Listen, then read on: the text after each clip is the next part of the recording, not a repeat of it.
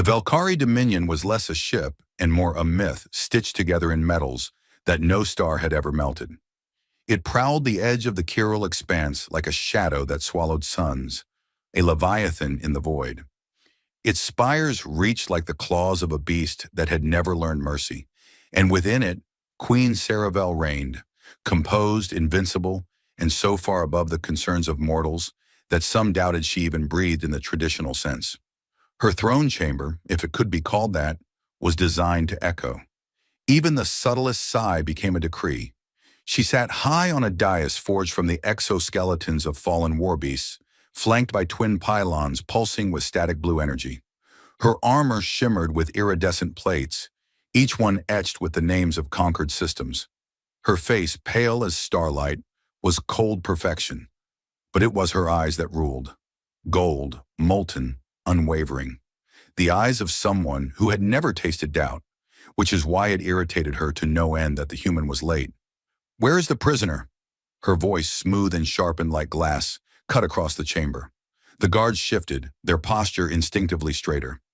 "He refused the standard escort protocol, Your Magnificence," said the lieutenant, sweat dampening his brow. "Claimed he wouldn't walk through your ship like a defeated parade float." Saravel blinked once, slowly. "So you let him walk in alone, yes. He said if you wanted drama, he could pretend to limp, but that it would cost extra." The silence that followed had mass. Then from behind the great doors came a sound Saravel had never once heard in her own throne room. Whistling, casual, tuneful, and slightly off-key. The doors opened with ceremony. Cal Rayner walked in like a man arriving at a hotel lobby that had forgotten his reservation. He wore a scuffed flight jacket, the knees of his pants torn, and an expression that suggested everything was mildly amusing. His eyes, a hazel green that shifted with the light, scanned the room with cheerful disregard for its intimidating design. He stopped halfway to her throne and looked up. "Oh," he said, "you're taller than I expected." Saravel's fingers twitched. "You are Cal Rayner, pilot of the Hollow Finch, formerly of the Terran Alliance." Cal squinted. "Wow, you do your homework. I feel special. You are here because you trespassed into forbidden Valkyrie territory. I was trying to take a shortcut to the Alari moons. There was a 2-for-1 noodle stand I wanted to hit before lunch ended. This is not a comedy hall." "You think I'm laughing?" He wasn't actually. But the smirk, oh, the smirk. It coiled under her skin like a wormhole destabilizer. Saravel stood slowly, descending from her throne with a grace honed by ceremony and unbroken confidence. Up close, she was overwhelming. Her ears curved elegantly above her head, her yellow hair cascading like living flame across her shoulders. She stopped only a few feet away from him. "You do not kneel." "I forgot the choreography," Cal replied. "Was I supposed to spin first and then kneel, or—" Silence. A pause. Then Cal raised a hand and whispered theatrically, "Okay." She studied him. "You are not afraid." "I've been through customs on Rygar 9. Nothing scares me anymore." For the briefest second, her lip threatened to twitch upward. He noticed. "I saw that," he said. "You almost smiled. That's got to count for something. It counts as evidence that your presence is disruptive. I get that a lot." She turned away and the guards stiffened. "Put him in cell 9. Observation only. No contact without my clearance." As the guards moved toward him, Cal raised his hands in mock surrender. "I didn't even get a drink menu." "You've been granted your life," Saravel said without turning. "That's our version of hospitality." Harsh Yelp review incoming. They dragged him out, his boots squeaking slightly on the pristine obsidian floors. She stood alone once again, but the silence felt different, tilted.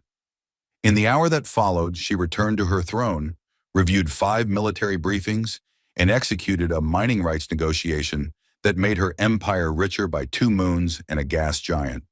But all the while, some strange anomaly fluttered in her mind.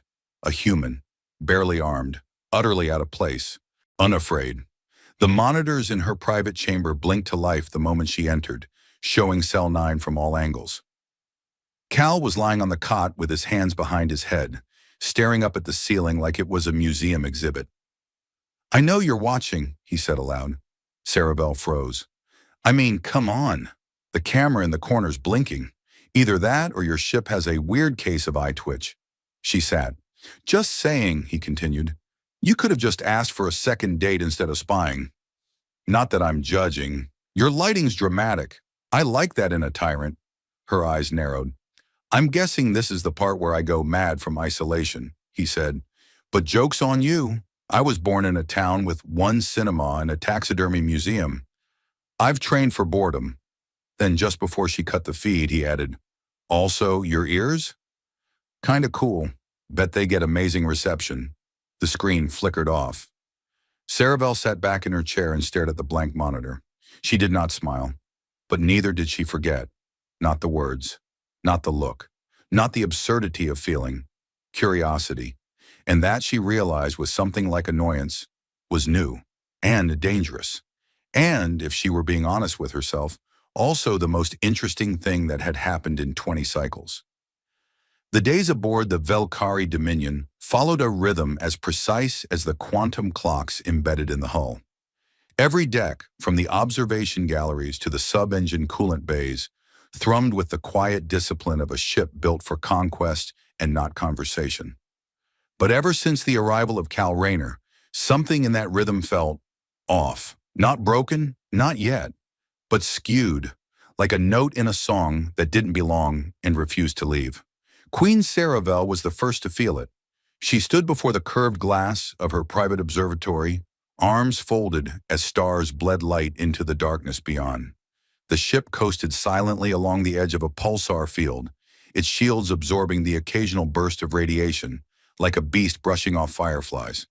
But her mind wasn't on navigation, nor empire, nor conquest. It lingered traitorously on Cell 9. The human had been there for 5 days, and not once had he asked why. No pleading, no bargaining, no false bravado. He filled the cell with noise, talking to himself, to the guards, to the ceiling, like a man allergic to silence.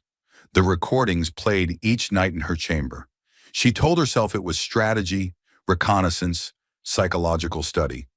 She never questioned why she muted the others and played his feed with the volume on. Hey, Captain Fancy Ears. His voice crackled through the speaker now. You there? I know you're listening. Or one of your assistants. Or maybe an AI that's secretly developing emotional attachment issues. Saravel didn't answer, of course. She never did. I just want to say, Cal continued, thanks for the blankets.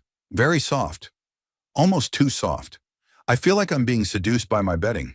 That's not weird, right? She glanced sideways at the corner screen. He was lying upside down on the cot, feet against the wall, humming something unrecognizable and profoundly off-key. His hair stuck up in wild tufts. There was a stain on his shirt that had been there since day 2, which he had named Steve. You know, he said, suddenly sitting up and addressing the camera, you could learn a lot from Earth prisons. We had this thing called recreation time. It involved sunlight and vitamin D and yelling at pigeons. Very cathartic. The absurdity grated at her. And yet, there was something else too. Beneath the flippant tone, his eyes were always watching, measuring. There was intelligence there, sharp as any blade, wrapped in sarcasm like a child hiding behind a cape. Saravel turned away from the monitor. He's hiding something, she said aloud. Most prisoners are, came the dry voice of Commander Kez, who had entered silently. Kez was older, skin a pale gray, one cybernetic eye humming faintly. Shall I have the mind needles prepped? She waved him off. Number not yet. Kez raised a brow. You've been patient. I'm observing. You haven't observed this long since the disintegration trials of Karak Prime. Saravel turned slowly, her eyes narrowing. And how did that end, Commander? Kez bowed slightly. With 17 confessions, a planetary surrender, and you receiving 3 poems from the enemy chieftain. She returned to the screen. Cal was now stacking his meal trays into what could charitably be described as a sculpture. He stepped back, squinted, and muttered, Definitely looks like a swan if you squint, and also ignore the laws of geometry. Saravel's lips twitched. Schedule a session. I'll speak to him directly. You'll go down there yourself? He'll come to me. Cal stood once again in her throne chamber, this time flanked by twice as many guards. He gave them a wink. Guys, seriously, I'm flattered. But unless you're forming a barbershop quartet, I think the numbers are a little excessive. Silence, barked one. I mean, if we were forming a quartet, I'd take bass. You look like a tenor, he added, nodding at the nearest guard. Bet you sing in the shower. Saravel motioned, and the guards fell back. Cal's posture remained casual, but his eyes flicked across the room, noting exits, weapon placements, subtle glows in the floor panels. Every detail recorded behind that amused expression. You've been active, Saravel said, descending the steps. Active? I've been an absolute angel. I haven't tried to escape, haven't broken anything, except maybe the last guard's ego. But in my defense, he did try to explain Velkari cuisine to me, using hand puppets. You're remarkably unbothered for a prisoner. Cal tilted his head. Maybe I just enjoy the company. She studied him. You're not what I expected. Most people expect something taller, more muscles, laser vision. I disappoint in very specific ways. She stepped closer. You make jokes to mask uncertainty. I make jokes because if I didn't, I'd probably have a breakdown and start crying into my mashed root paste, which, by the way, needs salt. Why are you really here, Cal Rayner? His smile didn't falter, but his eyes lost their gleam. Just for a second. Told you, noodles stand. You think I'm joking, but some cravings are worth getting abducted over. Saravel circled him. You fly an unauthorized ship into restricted space. You carry no identification. Your engine core is cloaked in a frequency we haven't seen before. He looked over his shoulder at her. I'm a mystery wrapped in sarcasm and duct tape. It's part of my charm. She stopped in front of him. You think your charm will save you? I think, he said softly, that you haven't decided what you're going to do with me. And until you do, I'm still interesting. The silence stretched between them. Then she turned away. Return him to cell 9. As he was let out, Cal called back. Can I get a book in there? Maybe something light? 101 Ways to Irritate a Dictator? Heard it's a bestseller. The doors closed behind him. Saravel stood still for a long time. She didn't understand it. He wasn't a soldier. He wasn't a spy. At least not any kind she recognized. He was just human, fallible, laughing in the face of a throne that had silenced entire civilizations. And for the first time in her life, Saravel realized she was waiting for the next conversation. Time aboard the Velkari Dominion was a precise instrument, calculated, regulated, and never wasted. But in the final days of Cal Rayner's captivity, it began to bend. Not visibly, not in any way that could be charted on the ship's stellar chronometers, but in the strange, subtle way that conversations held weight, that silences grew longer, and that Queen Saravel found herself lingering. She had begun visiting Cell 9 not through protocol, but out of curiosity. Never announced, never official.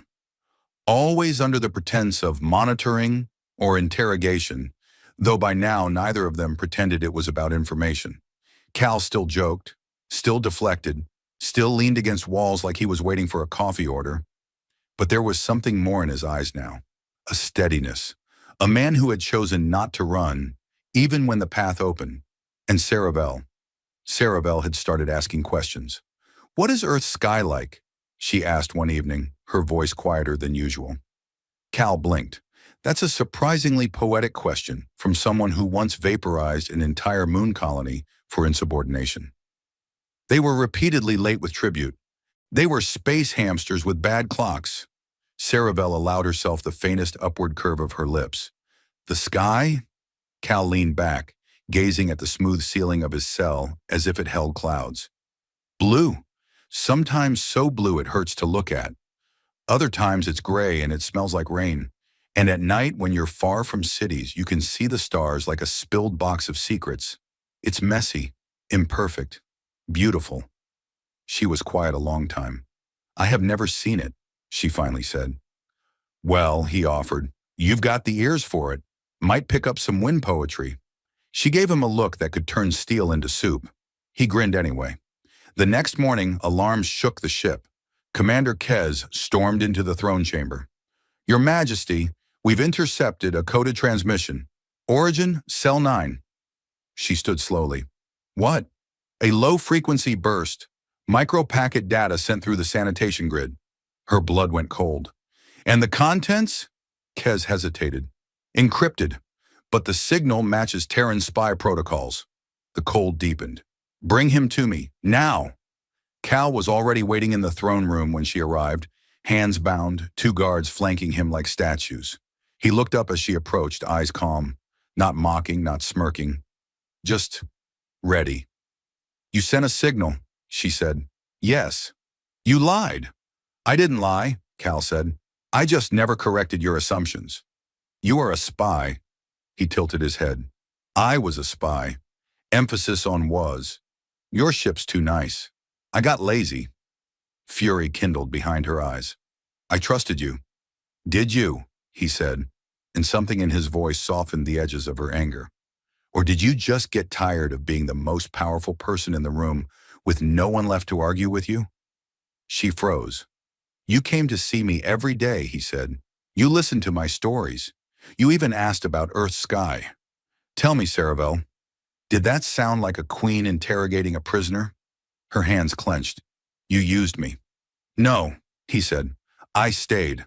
I could have escaped days ago. I didn't. You know why? Silence. Thick, unbearable. Because this is the only place in the galaxy where I was seen, he said. Not as a tool, not as a weapon. Just as me. And for reasons I still don't understand, you let that happen. She looked at him, the prisoner who had never knelt, never begged, never flinched, and realized with a slow and horrifying clarity that the fear gnawing in her chest wasn't betrayal. It was loss. She turned away. You'll be escorted to your ship. You're free to leave. Do not return. Cal blinked. That's it? You played your game. You won. I am granting you mercy. He took a step forward. That's not what this is, and you know it. Do not presume. I'm not, he said quietly. I'm asking. She faced him. Her voice was brittle iron. Ask what? Come with me. The words shattered the room. Her guards tensed. Even the lights dimmed slightly, like the ship itself recoiled. Cal went on. Leave this ship, just for a day. See the sky you've never seen. Taste rain. Hear birds. You rule an empire so vast it forgets its own borders. But have you ever laughed without strategy? Have you ever been anywhere without being saluted? Her armor felt too tight. You're a queen, he said, but you're also a woman who asked about clouds. And that woman deserves more than a throne made of bones. No one moved. The galaxy held its breath. Then Saravel did something no soul aboard had ever seen. She dismissed the guards. When they were alone, she walked down the steps, her boots silent on the stone. She stopped inches from him, reached up, and with delicate precision, unclipped the restraints from his wrists. He rubbed them absent-mindedly. So, that a yes? You will never stop talking, will you? Nope. A long pause. Fine, she said, with the weariness of someone agreeing to adopt a particularly chaotic animal. He grinned. Knew you liked me. I despise you. Sure, just like you despise warm blankets and noodle stands. Her eyes narrowed, but the fury was gone, replaced with something uncertain. And, dare he hope, alive. The shuttle departed without ceremony. No escorts, no broadcasts. Just a small craft slipping silently into the stars, heading toward a pale blue dot buried in a tangle of distant constellations. Inside it, 2 figures sat side by side, a queen and a prisoner, a warrior and a spy, 2 people who had broken their own rules. I still think you could have worn something more subtle, Cal said, gesturing at her glowing armor. I considered a floral jumpsuit, she replied dryly, but alas, my dignity rebelled. He laughed. She didn't stop him. And when they reached Earth, when Saravel stepped out beneath a sky that went on forever and tasted air without regulation, wind without purpose, she looked up, eyes wide. Then she turned to Cal and said without ceremony, It's bluer than I imagined. He smiled. Told you, worth the noodle detour. And for the first time in her life, the alien queen didn't feel powerful. She felt free.